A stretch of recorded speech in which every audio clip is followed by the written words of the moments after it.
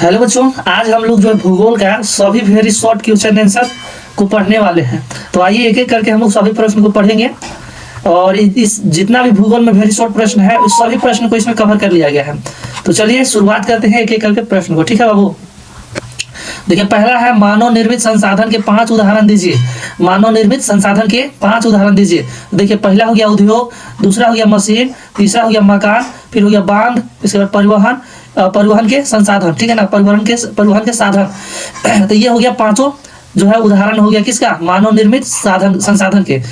चलिए आगे जो है दूसरा प्रश्न है, जलोढ़ मृदा किसे कहा जाता है? जलोढ़ मृदा किसे कहा जाता है? तो नदियों द्वारा लाई गई मृदा को जलोढ़ मृदा कहा जाता है। नदियों द्वारा लाई गई मृदा को क्या कहा जाता है? जलोढ़ मृदा कहा जाता है। ठीक है ना। चलिए नेक्स्ट प्रश्न हम लोग देखते हैं, लेटराइट मृदा किस फसल के लिए अत्यधिक उपयुक्त है? मतलब लेटराइट जो मृदा है ना वो किस फसल के लिए उपयोगी है, बताना हम लोग के। तो देखिए लेटराइट मृदा काजू की फसल के लिए अत्यधिक उपयुक्त है। लेटराइट मृदा किसके लिए उपयुक्त है? काजू की फसल के लिए। ठीक है ना, काजू की। नेक्स्ट है, आयु के आधार पर जलोढ़ मृदा कितने प्रकार की है? आयु के आधार पर जलोढ़ मृदा कितने प्रकार की है? तो ये 2 प्रकार की होती है। कितने प्रकार की? 2 प्रकार की, जिसमें पहला है खादर और दूसरा है बांगर। ठीक है।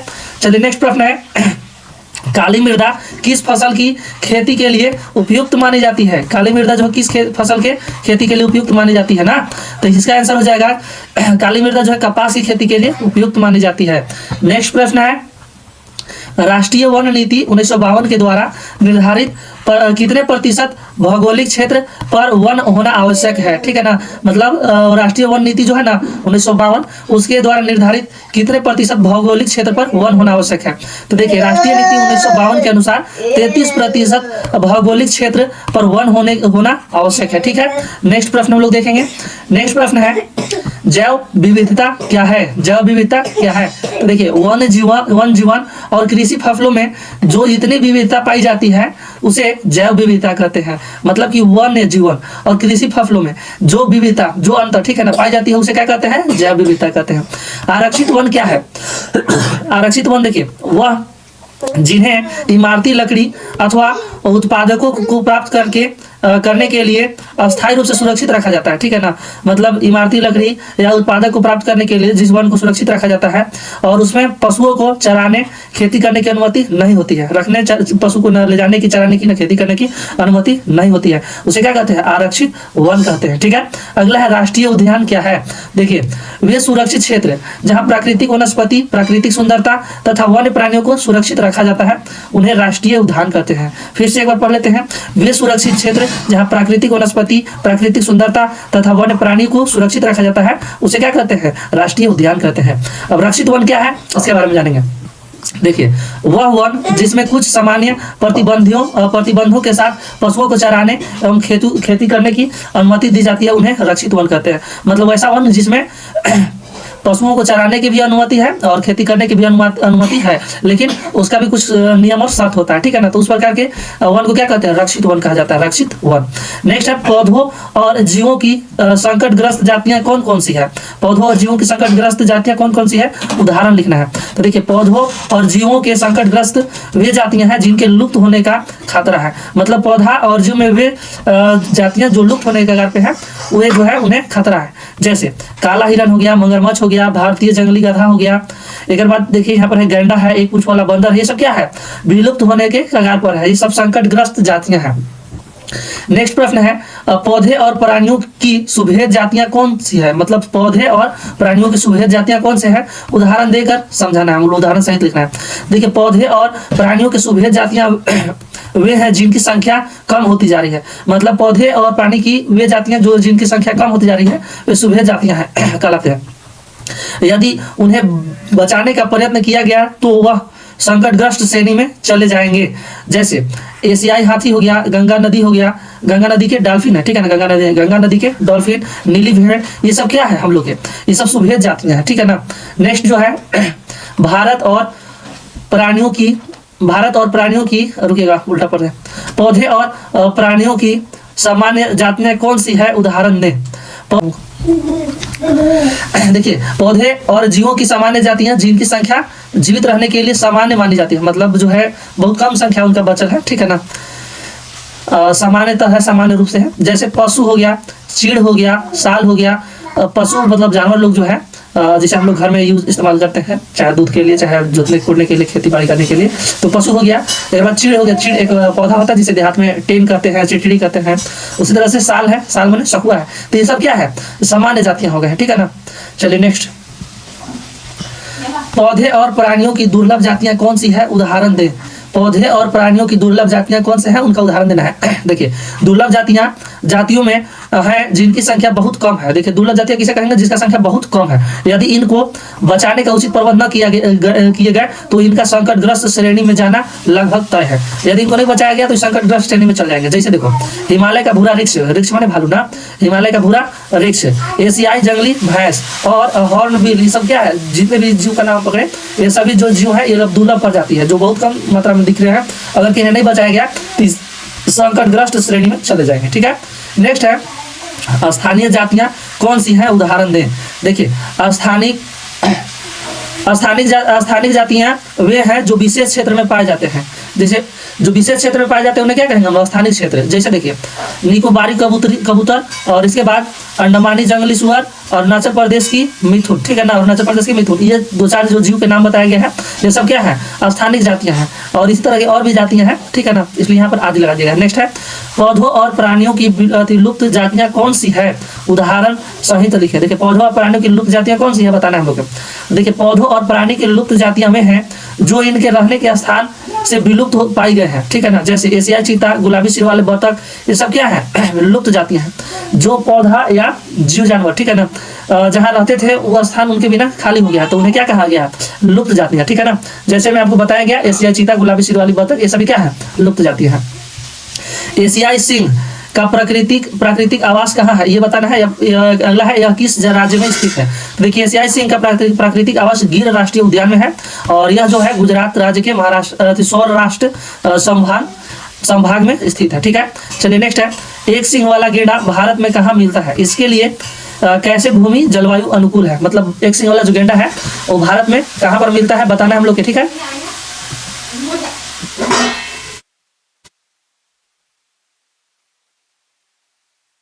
चलिए नेक्स्ट प्रश्न है अनुकूल, हम लोग के इस प्रश्न में थे ना, ये एक सिंह वाला गेंडा जो भारत में कहाँ मिलता है, इसके लिए कैसी भूमि और जलवायु अनुकूल है। देखिए असम तथा पश्चिम बंगाल के उष्ण आर्द्र दलदली क्षेत्रों में असम में काजीरंगा राष्ट्रीय उद्यान एक सिंह वाले गेंडे का प्राकृतिक आवास है। देखिए ये कहाँ रहते हैं प्रमुख रूप से, तो ये असम में रहते हैं, पश्चिम बंगाल के उष्ण और आर्द्र दलदली क्षेत्र में रहते हैं, ठीक है ना। और साथ में असम के काजीरंगा राष्ट्रीय उद्यान जो है वहां पर एक सिंह वाला गेंडा का प्राकृतिक आवास है। नेक्स्ट है पारितंत्र की परिभाषा दीजिए, पारितंत्र का परिभाषा देना हम लोग के। देखिए पारितंत्र का अर्थ है उस स्थान के भौतिक वातावरण से है जो उस क्षेत्र के सभी प्रकार के पौधे, पक्षियों और जानवरों से बनता है। देखिए पारितंत्र का जो अर्थ है वो किसी स्थान के, ठीक है ना, भौतिक वातावरण से जो उस क्षेत्र के सभी प्रकार के पौधों, पक्षी, जानवरों से बनता है, ठीक है। नेक्स्ट है भारत में पौधों और जंतुओं के विवरण के लिए कौन से कारक उत्तरदायी है। भारत में जो है पौधा और जंतु के लिए कौन सा वितरण जो है जंतुओं के वितरण के लिए कौन से कारक उत्तरदायी है, वितरण के लिए कौन कारक से जो है वितरण किया जाता है। तो देखिए पौधों और जानवरों का वितरण मुख्य रूप से क्षेत्र की जलवायु से निर्धारित की जाती है। मतलब कौन सा जीव जो है किधर रहता है उस क्षेत्र की जलवायु पर डिपेंड करता है। एक बाद है इस वितरण के निर्धारक कारक जो है मिट्टी होते हैं, मिट्टी, राहत और जल निकासी आदि है। चलिए नेक्स्ट है जल क्या है, ठीक है ना, क्वेश्चन अच्छा है। जल या पानी एक आम रासायनिक पदार्थ है जिसका अणु दो हाइड्रोजन परमाणु और एक ऑक्सीजन परमाणु से बना है। यह सारे प्राणियों के जीवन का आधार है। आमतौर पर जल शब्द का प्रयोग द्रव के लिए उपयोग में लाया जाता है, पर यह ठोस अथवा बर्फ गैस अवस्था यानी गैस में, भाप में भी पाया जाता है, ठीक है ना। तो जल क्या है, तब जल एक आम रासायनिक पदार्थ है जिसमें दो हाइड्रोजन और एक ऑक्सीजन परमाणु से बना है, और ये जो है प्राणियों का जीवन का आधार है। यदि ये नहीं रहेगा तो लोग जीवित नहीं रह सकते, पानी में हम लोग रह जाएंगे, चाहे कोई भी नहीं रह पाएगा। और हम लोग जल शब्द का इस्तेमाल करते हैं तो सामान्य सोचते हैं द्रव है, लेकिन इसका जो है दो अन्य रूप भी है, जैसे कि बर्फ हो गया और भाप हो गया। चलिए नेक्स्ट है जल संसाधन क्या है। जल संसाधन क्या है, देखिए जल संसाधन जल के स्रोत है, ठीक है ना। जल संसाधन क्या है, जल के स्रोत है जो मनुष्य के लिए उपयोगी होते हैं। अधिकांशतः लोग तो ताजे जल की आवश्यकता होती है। अधिकांश लोगों को क्या किस जल की आवश्यकता होती है? ताजे जल की। जल की उपस्थिति के कारण ही पृथ्वी पर जीवन संभव है। जल एक अक्षय प्राकृतिक संसाधन है, ठीक है ना। जल एक ऐसा संसाधन है जिसके बिना हम सभी लोग नहीं रह सकते हैं और प्राकृतिक संसाधन है ये। बांध की से क्या समझते हैं? क्वेश्चन है। देखिए, बहते हुए जल को रोकने, दिशा देने या बहाव कम करने के लिए खड़ी की गई बाधा, जो आमतौर पर जलाशय, झील अथवा जल भरण बनाती है, उसे हम लोग क्या कहते हैं? बांध कहते हैं, ठीक है ना। चलिए नेक्स्ट है, उस बहुउद्देशीय परियोजना क्या है? बहुउद्देशीय परियोजना क्या है बताना हम लोग के। देखिए, नदियों पर बांध बनाकर एक बार में अनेक उद्देश्य प्राप्त करने का प्रयास को क्या कहा जाता है? बहुउद्देशीय परियोजना कहा जाता है, ठीक है ना। नेक्स्ट है, बहुउद्देशीय नदी घाटी परियोजना से क्या समझते हैं?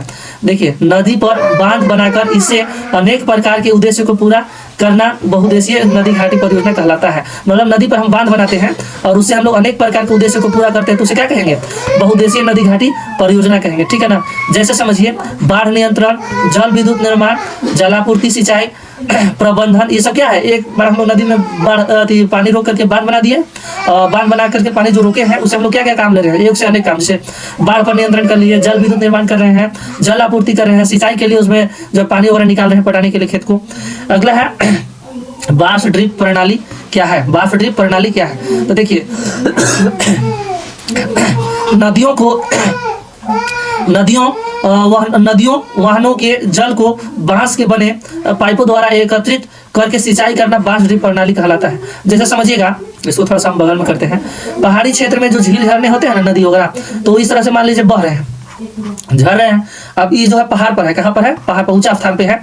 तो लोग क्या करते हैं कि यहाँ से बांस बिछा करके इस तरह से बांस बिछा करके और एक रास्ता तैयार कर लेते हैं, बांस को जोड़ जोड़ करके इस तरह से, फिर बांस जोड़ लिए हैं, बांस जोड़ जोड़ करके, और इस पानी जो गिर रहा है ना, इसका कुछ मात्रा जो है इसमें रोक लेते हैं। ये पाइप जैसा बांस का संरचना बनाता है इसमें, और इससे अपना खेत में ले जा करके, इस तरह से खेत में ले जा करके जो है अपना सिंचाई करते हैं। इस तरह के जो प्रणाली होता है उसे क्या कहते हैं? बार्फ ड्रिप प्रणाली कहते हैं, ठीक है ना। नेक्स्ट है, टाँका क्या है? ठीक है, टाँका क्या है? देखिए, टाँका में वर्षा जल अगली वर्षा ऋतु तक संग्रहित किया जाता है सकता है। यह इसे जल की कमी वाली ग्रीष्म ऋतु तक पीने का जल उपलब्ध करवाने वाला जल स्रोत बनता है, ठीक है, बनाता है। देखिए, टाँका क्या है? वर्षा जल जो होता है ना, वर्षा जल को संग्रहित करने का एक माध्यम है, और यह जल जो है जल की कमी वाली ग्रीष्म ऋतु तक पीने का जल उपलब्ध भी करवाता है, ठीक है, मतलब उपलब्ध कराने के लिए जल स्रोत भी है एक तरह से। चलिए नेक्स्ट है, जल संभर विकास क्या है? जल संभर विकास क्या है? तो देखिए, जल संभर सहायक नदी की द्रोणी है, ठीक है ना। जल संभर क्या है? सहायक नदी की द्रोणी है। इसमें एक छोटी नदी होती है, ठीक है ना, हो सकती है, फिर होती है, नहीं भी हो सकती है, लेकिन जब कभी वर्षा होती है तो वह वहां से होकर जल बहता है और किसी नदी में मिल जाती है। इस प्रकार जल संभर एक भू आकृति इकाई है। इसका उपयोग सुविधानुसार छोटे प्राकृतिक इकाई क्षेत्र में स्वामंती विकास के लिए किया जाता है। देखिए, जल संभर जो है वो सहायक नदी की द्रोणी है, ठीक है ना। क्या है? सहायक नदी की द्रोणी है। इसमें एक छोटा नदी हो सकता है, नहीं भी हो सकता है। जब कभी वर्षा होती है तो पानी वहां से होकर बहती है, तो किसी न किसी नदी में जाकर के फिर मिल जाती है। इस प्रकार जल संभर एक भू आकृतिक इकाई है, ठीक है ना, और इसका उपयोग जो है स्वामंती विकास के लिए किया जाता है। नेक्स्ट है, वर्षा जल संग्रहण क्या है? वर्षा जल संग्रहण क्या है? देखिए, वर्षा जल संग्रहण भूमिगत जल की क्षमता को बढ़ाने का एक तरीका है, ठीक है ना। वर्षा संग्रहण क्या है? भूमिगत जो जल है जमीन के नीचे, उसको लेयर को बढ़ाने का एक तरीका है। इसमें वर्षा के जल को रोकने के लिए विशेष प्रकार के ढांचे तैयार किए जाते हैं। जैसे देखिए, कुएं, गड्ढे, बांध आदि का निर्माण किया जाता है। जैसे आजकल झारखंड तरफ जो है एक डोभा नाम से चलता है, डोभा, ठीक है ना, समझते हैं ना। और इस तरह से जो है पूरा संरचना होता है, फिर इसके अंदर में थोड़ा सा छोटा हो जाता है, छोटी तरह संरचना बनते जाते हैं अंदर में, ठीक है ना, डोभा। तो ये क्या है? जल स्तर को ऊपर लाने का एक तरीका भी है जल संग्रहण का। नेक्स्ट है, भारत में सिंचाई की आवश्यकता क्यों है? भारत में सिंचाई की आवश्यकता क्यों है? तो देखिए, भारत एक मानसूनी जलवायु वाला देश है। मानसूनी जलवायु में वर्षा निश्चित नहीं होती है, इसलिए जहां पर वर्षा नहीं होती है वहां सिंचाई की आवश्यकता पड़ती है। नदी घाटी परियोजना के क्या लाभ है? अगला प्रश्न है। देखिए, नदी घाटी परियोजना के बहुत लाभ है, निम्नलिखित लिख दिया गया है यहाँ पर। जैसे देखिए, विद्युत उत्पादन कर सकते हैं हम लोग, बाढ़ पर नियंत्रण कर सकते हैं, मृदा अपरदन पर रोक सकते हैं, और इसके बाद अंतरस्थलीय जल परिवहन कर सकते हैं, फिर आंतरिक रूप से जल का परिवहन कर सकते हैं आसपास क्षेत्र में। नेक्स्ट प्रश्न है उन राज्यों के नाम बताएं जिनसे होकर नर्मदा नदी बहता है। देखिए नर्मदा नदी जिस राज्य से होकर बहती है उसका नाम बताना है। तो देखिए मध्य प्रदेश है, गुजरात है, और इससे होते हुए पश्चिमी दिशा में बहती हुई अंत में अरब सागर में गिर जाती है। ठीक है ना। तो नर्मदा नदी कहाँ जाती है? मध्य प्रदेश गुजरात से होते हुए पश्चिमी की ओर दिशा में जो है अरब सागर में जाकर के गिर जाती है। नेक्स्ट है महानदी किन राज्यों से होकर बहती है? महानदी किन दो राज्यों से होकर बहती है? तो महानदी देखिए छत्तीसगढ़ और उड़ीसा से होकर के बहती है। यह छत्तीसगढ़ से निकलती है और उड़ीसा से बहती हुई बंगाल की खाड़ी में जा गिरती है। कहाँ गिरती है? तो बंगाल खाड़ी में। अगला है मौसमी नदियां क्या है? उदाहरण दें। मौसमी नदियां क्या है इसका उदाहरण हम लोग को देना है ना। देखिए मौसमी नदियां जल केवल वर्षा ऋतु में रहती है और शेष ऋतुओं में न तो नदियां सूख जाती है, ठीक है ना, से मतलब वर्षा ऋतु में रहेगी और शेष ऋतु में नदियां सूख जाएगी और जल की मात्रा घट जाती है या फिर जल की मात्रा घट जाता है। जैसे देखिए गोदावरी, कृष्ण, कावेरी, इस तरह के जो नदियां हैं मौसमी नदियां हैं के उदाहरण है। चलिए नेक्स्ट प्रश्न, खनिज कहाँ पाए जाते हैं? ठीक है ना, खनिज कहाँ पाए जाते हैं? प्रश्न है देखिए भारत के अधिकांश धात्विक खनिज प्रायद्वीपीय पर प्राचीन क्रिस्टलीय चट्टान के रूप में पाए जाते हैं। ठीक है ना। भारत में कहाँ पाए जाते हैं? तो अधिकांश जो धात्विक खनिज है प्रायद्वीपीय प्राचीन क्रिस्टलीय चट्टान के रूप में पाए जाते हैं। जैसे अगला प्रश्न है कौन सा खनिज अपक्षयित पदार्थ के विशिष्ट भार को त्यागता हुआ चट्टानों के अपघटन से बनता है? ठीक है ना। तो वो है कोयला। ठीक है। विशिष्ट जो अवशिष्ट भाग होता है, भार होता है, उसको त्याग करके क्या बन जाता है? कोयला बन जाता है, मतलब कोयला बनता है। नेक्स्ट है झारखंड में स्थित कोडरमा किस खनिज का अग्रणी उत्पादक है? बहुत अच्छा क्वेश्चन है, बार बार लगभग पूछा जाता है। ठीक है ना। तो है अभ्रक। नेक्स्ट प्रश्न है कौन सी चट्टान खनिज का निक्षेपण और संचयन से निर्मित होता है? तो है आग्नेय चट्टान से। ठीक है ना। जो है खनिज का निक्षेपण जो होता है कहाँ से? तो होता है आग्नेय चट्टान से। ठीक है। नेक्स्ट है मोनाजाइट रेत में कौन सा खनिज पाया जाता है? देखिए मोनाजाइट जो रेत है इसमें कौन सा खनिज पाया जाता है? तो थोरियम पाया जाता है। क्या पाया जाता है? थोरियम ना। नेक्स्ट है धात्विक खनिजों में कुछ उदाहरण दें। धात्विक खनिजों का कुछ उदाहरण देना है, जैसे लौह हो गया, तांबा हो गया, सोना हो गया, बॉक्साइट, इस तरह के जो है उदाहरण है इसके। नेक्स्ट है आधात्मिक खनिजों के उदाहरण दे। आधात्मिक खनिज के जैसे कोयला हो गया, पेट्रोलियम हो गया, अवरक हो गया, पोटास हो गया, ये सब क्या है? आधात्मिक खनिज के उदाहरण है। नेक्स्ट प्रश्न है भारत के 4 महत्वपूर्ण लौह अयस्क उत्पादक राज्यों के नाम बताना है। तो देखिए छत्तीसगढ़ हो गया, झारखंड हो गया, उड़ीसा हो गया, गोवा हो गया, ये सब क्या है? जो है महत्वपूर्ण लौह अयस्क उत्पादक राज्य है ये। अगला प्रश्न है भारत के 4 महत्वपूर्ण मैग्नीज अयस्क उत्पादक राज्यों के नाम बताना है। महाराष्ट्र हो गया, ऐसा है ना, महाराष्ट्र है, मध्य प्रदेश है, उड़ीसा है, आंध्र प्रदेश है, सब क्या है? भारत के जो है महत्वपूर्ण मैग्नीज अयस्क का उत्पादक है। चलिए नेक्स्ट प्रश्न है भारत के 4 बॉक्साइट उत्पादक के नाम बताना है। भारत के जो है 4 बॉक्साइट उत्पादक के नाम। तो पहला देखिए झारखंड हो गया, उड़ीसा हो गया, गुजरात हो गया, महाराष्ट्र हो गया, ये चारों क्या है? बॉक्साइट उत्पादक है ना भारत के। एक बात है भारत के 4 प्रसिद्ध अभ्रक उत्पादक के नाम बताना है। तो देखिए प्रसिद्ध में प्रथम पे झारखंड, फिर बिहार, आंध्र प्रदेश, राजस्थान, ये सब क्या है? 4 प्रसिद्ध स्थान है जहाँ पर अभ्रक का उत्पादन किया जाता है। अगला है भारत के 3 सबसे महत्वपूर्ण कोयला उत्पादक राज्यों का नाम बताइए। तो है देखिए झारखंड जो है नंबर 1 पर है, पश्चिम बंगाल है, छत्तीसगढ़ है, ये सब क्या है? जो कोयला उत्पादन है, भारत के महत्वपूर्ण सबसे कोयला उत्पादक राज्य है ना। नेक्स्ट प्रश्न है भारत के 4 राज्यों के नाम लिखिए जहां चूना पत्थर पाया जाता है। तो देखिए मध्य प्रदेश में पाया जाता है, छत्तीसगढ़ में पाया जाता है, राजस्थान और कर्नाटक में जो है पाया जाता है। ठीक है ना, ये 4 राज्य में। अगला है वाणिज्यिक ऊर्जा के स्रोत क्या है? वाणिज्यिक ऊर्जा का स्रोत क्या है? तो देखिए कोयला है, पेट्रोलियम है, प्राकृतिक गैस है, यूरेनियम है, यूरेनियम जल विद्युत वाणिज्यिक ऊर्जा के स्रोत है। ठीक है ना, ये सब क्या है? वाणिज्यिक ऊर्जा के स्रोत है। जैसे कोयला हो गया, पेट्रोलियम, प्राकृतिक गैस, यूरेनियम, सब किसके स्रोत है? तो वाणिज्यिक ऊर्जा स्रोत है। ठीक है ना। नेक्स्ट प्रश्न है परंपरागत ऊर्जा के स्रोत क्या है? परंपरागत ऊर्जा के स्रोत क्या है? तो देखिए कोयला हो गया, पेट्रोलियम हो गया, जल विद्युत प्राकृतिक गैस हो गया, एक बाद परमाणु शक्ति हो गया, ये सब क्या है? परंपरागत ऊर्जा के स्रोत है। गैर परंपरागत ऊर्जा स्रोत क्या है? देखिए गैर परंपरागत ऊर्जा स्रोत ऊर्जा के असमाप्य संसाधन है, जैसे सौर ऊर्जा हो गया, पवन तरंगे हो गया, भूतापीय ऊर्जा हो गया, ये सब क्या है? गैर परंपरागत ऊर्जा है। ठीक है ना। गैर परंपरागत ऊर्जा को हम लोग नवीकरणीय ऊर्जा संसाधन भी कहते हैं और परंपरागत को जो है अनवीकरणीय भी कहते हैं। ठीक है ना। नेक्स्ट प्रश्न है भूतापीय ऊर्जा क्या है? देखिए पृथ्वी के आंतरिक भागों से ताप का प्रयोग कर उन्हें एकत्रित की जाने वाले विद्युत को भूतापीय ऊर्जा कहते हैं। मतलब पृथ्वी के अंदर में जो ताप है ना, उसका प्रयोग करके हम लोग विद्युत उत्पादन करते हैं, जिसे भूतापीय ऊर्जा कहते हैं। नेक्स्ट है गैर वाणिज्यिक ऊर्जा के कुछ स्रोत का नाम बताइए। जैसे देखिए पवन ऊर्जा हो गया, सौर ऊर्जा हो गया, गोबर गैस ऊर्जा हो गया, ज्वारीय ऊर्जा है, भूतापीय ऊर्जा है, कचरे से निर्मित ऊर्जा हो गया, ये सब क्या है? गैर वाणिज्यिक ऊर्जा स्रोत के उदाहरण है ना। अगला प्रश्न है भारत के पेट्रोलियम उत्पादक क्षेत्रों के नाम बताना है। भारत के पेट्रोलियम उत्पादक क्षेत्र के नाम बताना है। जैसे देखिए अरब सागर में स्थित मुंबई हाई क्षेत्र, एक बाद है गुजरात में अंकलेश्वर और असम में जो है नहर कटिया क्षेत्र, ये तीनों जो क्षेत्र है ये क्या है, भारत के पेट्रोलियम के प्रमुख उत्पादक क्षेत्र है, ठीक है ना। जैसे हो गया एक अरब सागर में स्थित मुंबई हाई क्षेत्र, और दूसरा है गुजरात में अंकलेश्वर असम, एक बाद है वह क्षेत्र। दूसरा नेक्स्ट क्वेश्चन है, वह कौन से दो राज्य है जिनमें कोयले के सबसे बड़े भंडारण है और निक्षेप है। तो वे राज्य हैं झारखंड और पश्चिम बंगाल, ठीक है ना। विनिर्माण क्या है ना, तो देखिए कच्चे पदार्थ का मूल्यवान उत्पादों में परिवर्तित करना तथा अत्यधिक मात्रा में उनका उत्पादन करने की प्रक्रिया को जो है विनिर्माण निर्माण या वस्तु का निर्माण या विनिर्माण कहा जाता है, ठीक है ना। मतलब कि हम कच्चा पदार्थ का उपयोग करते हैं और उसको जो है मूल्यवान बना देते हैं, मूल्यवान वस्तु में परिवर्तन कर देते हैं और अधिक मात्रा में जो है उनका उत्पादन करने की प्रक्रिया होता है। और जब अधिक मात्रा में वस्तु को हम निर्माण करते हैं तो उसी को क्या कहते हैं, विनिर्माण करते हैं। जैसे भारत में कृषि पर आधारित प्रमुख अगला प्रश्न है, भारत में कृषि पर आधारित प्रमुख उद्योग कौन से हैं। तो देखिए कपड़ा है, कपड़ा उद्योग, चीनी उद्योग, वनस्पति उद्योग, कागज उद्योग, पर्सन वस्त्र है, ये सब क्या है, भारत के प्रमुख उद्योग के स्रोत हैं, ठीक है ना, उद्योग स्रोत है। नेक्स्ट है उद्योगों की अवस्थी को प्रभावित करने वाले 3 भौतिक कारकों के नाम बताएं। तो ये हमें है कच्चा माल की उपलब्धि, और कच्चा माल की कमी हो जाएगा तो उद्योग अवस्थित रूप से प्रभावित हो जाएगा, ठीक है ना। शक्ति के विभिन्न साधन, एक बात है अनुकूल जलवायु, ये सब हम लोग के तीनों जो है पर्याप्त मात्रा में चाहिए जिससे कि उद्योग चल सकता है अच्छा रूप से। नेक्स्ट है उद्योगों की अवस्थिति को प्रभावित करने वाले किन्हीं 3 मानवीय कारक के नाम बताएं। मतलब मनुष्य के चलते प्रभाव जो पड़ेगा वो बताना है। देखिए सस्ते श्रमिक की उपलब्धि, दूसरा है संचार एवं परिवहन के साधन, तीसरा है पूंजी एवं बैंक की सुविधा। मतलब उसको जो है सस्ता मजदूर चाहिए मनुष्य के रूप में, इसके बाद संचार एवं परिवहन के लिए भी उसे अच्छा व्यवस्था मिलना चाहिए।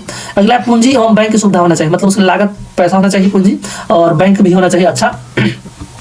नेक्स्ट है हल्का उद्योग किसे कहते हैं। देखिए हल्का उद्योग से तात्पर्य है कि जिस उद्योग में लागत कम लगती है और श्रमिक की संख्या जो है काफी कम रहते हैं और काम करते हैं, तथा इनमें उपयोग होने वाला कच्चा माल का उपभोग कम मात्रा में होता है, ठीक है ना। उदाहरण के लिए जैसे समझिए बिजली, पंखा, सिलाई मशीन, तो ये सब क्या है, हल्के उद्योग है, ठीक है ना। मतलब इनका जो है कम लोग रहते हैं इसमें काम करने के लिए और इसका उपयोग जो है कम लोग करते हैं डायरेक्ट रूप से, ठीक है।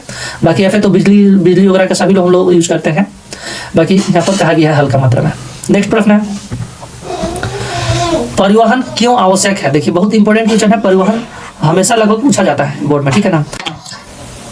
परिवहन किसी देश की अर्थव्यवस्था का आधार होता है। परिवहन जो है किसी देश की अर्थव्यवस्था का आधार होता है। परिवहन आवागमन का साधन होता है। यह कृषि और उद्योग, व्यापार और संचार के विकास में सहायक होता है, ठीक है ना। यह किसी देश के आंतरिक और बाहरी सुरक्षा का भी सहायक होता है। आप ऊपर देख सकते हैं कि परिवहन किसी देश का जो है अर्थव्यवस्था का ही आधार होता है, ठीक है ना। चलिए नेक्स्ट है सड़क परिवहन के 4 साधनों के नाम लिखे। देखिए पहला है सड़क परिवहन, दूसरा रेल परिवहन, तीसरा है वायु परिवहन और चौथा है जल परिवहन, ठीक है। चलिए नेक्स्ट प्रश्न देखते हैं जीवन के लिए संचार के साधन क्यों आवश्यक है, ठीक है ना, ये पूछा गया है। देखिए संचार किसी भी व्यक्ति के दूसरे व्यक्ति से बातचीत करने में सहायक होता है। यह देश विदेश की सबसे खबरों को जो है लोगों तक पहुंचाता है। यह परिवहन उद्योग तथा व्यापार के विकास में सहायक होता है, ठीक है। किसी देश की आंतरिक और बाहरी सुरक्षा में सहायक होता है। यह लोगों के मनोरंजन का प्रमुख साधन भी है। इन सभी कारणों से यह जीवन के लिए आवश्यक हो जाता है, ठीक है ना। तो ये हम लोग का जो है संचार साधन बहुत जरूरी है, ठीक है। हम लोग फोन से बात करते हैं ना किसी से, तो यही संचार साधन क्या है। चलिए आगे देखिए अगला प्रश्न है संचार के साधनों के नाम लिखें, ठीक है ना। तो इस प्रकार है ना, पहला टेलीविजन, रेडियो, डाक, समाचार। अगला प्रश्न है भारत के विशाल मैदान में रेल मार्ग का जाल हिमालय पर्वतीय क्षेत्रों से अधिक क्यों है। मतलब जैसे हिमालय पर्वत क्षेत्र में जो है रेलवे लाइन का जाल कम है और इधर साइड में क्या है ज्यादा है, तो आखिर क्यों है ये पूछा गया। तो देखिए हिमालय पर्वतीय क्षेत्र काफी दुर्गम क्षेत्र है, वो जहाँ पर्वत की चट्टानों को काटकर तथा घाटियों को भरकर रेल बिछाने में काफी महंगा पड़ता है और कठिनाई भी होता है। भारत का मैदानी भाग समतल होता है जहाँ रेल मार्ग महत्वपूर्ण योगदान देता है। यह लोगों को आवागमन का साधन प्रदान करता है। अगला है जनसंचार क्या है। तो देखिए भारत के कुछ साधनों द्वारा सूचना को बहुत से लोगों तक एक साथ पहुंचाया जा सकता है, ठीक है ना, जिसे जनसंचार कहते हैं। मतलब जब हम लोग किसी सूचना को सभी तक एक साथ पहुंचाते हैं तो उसे जनसंचार कहते हैं, संचार करते हैं। जैसे देखिए रेडियो जो है एक साथ पहुंचाता है, टेलीविजन हो गया, समाचार पत्र हो गया, सब क्या है, जनसंचार के उदाहरण है। नेक्स्ट है, आज भारतीय रेलों के सामने कौन सी समस्याएं हैं। जैसे क्या समस्या है, तो देखिए बिना टिकट यात्रा करना, और एक बाद जंजीर खींचकर रेलगाड़ी को बार बार रोका देना, ये सब क्या है, भारतीय रेल के पास जो है दिक्कत है, परेशानी है जिसका सामना करना पड़ता है, जिससे रेलगाड़ी जो है समय पर नहीं पहुंच पाता है, लेट हो जाता है स्थान पर पहुंचने में। अगला है रेलवे संपत्ति का दुरुपयोग करना, चोरी करना, मतलब जो है अनेक समस्या इस तरह के, चोरी भी कर लेते हैं रेलवे जो संपत्ति होता है उसे। अगला है राष्ट्रीय महामार्ग क्या है। ठीक है, तो राज्य से दूसरे राज्य को मिलाने वाले सड़क मार्गों को राष्ट्रीय महामार्ग कहते हैं। तो राज्य, एक राज्य से दूसरे राज्य को मिलाने वाले जो सड़क मार्ग होता है उसे राष्ट्रीय महामार्ग कहते हैं। जैसे देखिए इनके निर्माण तथा देखभाल की जिम्मेवारी जो है केंद्र सरकार की होती है। इसका निर्माण देखभाल की जिम्मेवारी किसका होता है, केंद्र सरकार की। अगला है एक्सप्रेस राष्ट्रीय महामार्ग किसे कहते हैं। देखिए सरकार ने 4 से 6 लाइन वाले सड़क मार्ग बनाने की योजना बनाई है। सरकार जो है 4 से 6 लाइन की सड़क बनाने की योजना बनाई है। इन सड़कों का राष्ट्रीय सुपर महामार्ग नाम दिया गया है। इन लोग क्या नाम दिया गया, राष्ट्रीय सुपर महामार्ग, जिसे एक्सप्रेस महामार्ग भी कहा गया है, ठीक है ना। इसका उद्देश्य लंबी दूरी की यात्रा को तीव्र तथा सुरक्षित बनाना है, ठीक है ना। लंबा जो दूरी है उसे तीव्र गति से जाकर के हम लोग कम समय में दूरी तय कर पाएंगे, ये इसका उद्देश्य है। और अगला है स्वर्णिम रखिएगा, हाँ, स्वर्णिम चतुर्भुज एक्सप्रेस महामार्ग से जोड़े जाने वाले नगरों के नाम बताना है हम लोग, ठीक है ना। तो क्या नाम है, स्वर्णिम चतुर्भुज सुपर मार्ग से जोड़ने वाला नगरों में जैसे दिल्ली हो गया, मुंबई हो गया, चेन्नई हो गया, कोलकाता हो गया, ठीक है ना। तो जितने भी हम लोग के भूगोल के प्रश्न है बहुत इंपॉर्टेंट है, सभी प्रश्न को आप लोग देखते रहिए, ठीक है ना, और याद कर लेना है, या पढ़ते जाइएगा तो याद ही हो जाएगा। अगला प्रश्न है पेट्रोलियम और प्राकृतिक गैस के परिवहन में पाइपलाइन के लाभ बताना है। देखिए पेट्रोलियम और प्राकृतिक गैस में पाइपलाइन के क्या लाभ है। तो देखिए पाइपलाइन द्वारा परिवहन से पेट्रोलियम और प्राकृतिक गैस की बर्बादी होने की संभावना बहुत कम रहता है, पहला हो गया। दूसरा है पाइपलाइन द्वारा कच्चे माल, तेल, दूर स्थित तेल शोधक और कारखानों तथा प्राकृतिक गैस उद्योगों के कारखानों तक आसानी से पहुंचाया जा सकता है। अगला प्रश्न, रेलवे के किन्हीं 3 क्षेत्र के नाम उनके मुख्यालय के नाम के साथ बताना है। तो देखिए इधर साइड में क्षेत्र है और इधर साइड में मुख्यालय। पहला है उत्तरी रेलवे जो है नई दिल्ली में इसका मुख्यालय। इसके बाद दक्षिणी पूर्वी रेलवे जो कोलकाता में है, दक्षिणी रेलवे जो चेन्नई में है। नेक्स्ट प्रश्न है अनुकूल व्यापार संतुलन का अर्थ बताना है हम लोग, बताएं भारत का विदेशी व्यापार संतुलन कैसा है, ये भी बताना है। तो देखिए जब देश की आयात से अधिक निर्यात हो तो उसे देश अनुकूलन व्यापार संतुलन कहते हैं। भारत का विदेशी व्यापार असंतुलित अर्थात विपक्ष में है, ठीक है ना। भारत के जो विदेशी व्यापार है जो असंतुलित है और विपक्ष में है। आज का हम लोग का जितना भी भूगोल में वेरी शॉर्ट प्रश्न थे वे सभी प्रश्न को हम लोग जो है कवर कर लिए हैं। जितना भी वेरी शॉर्ट प्रश्न था ये सभी प्रश्न को जो है हम लोग बना लिए हैं, ठीक है ना।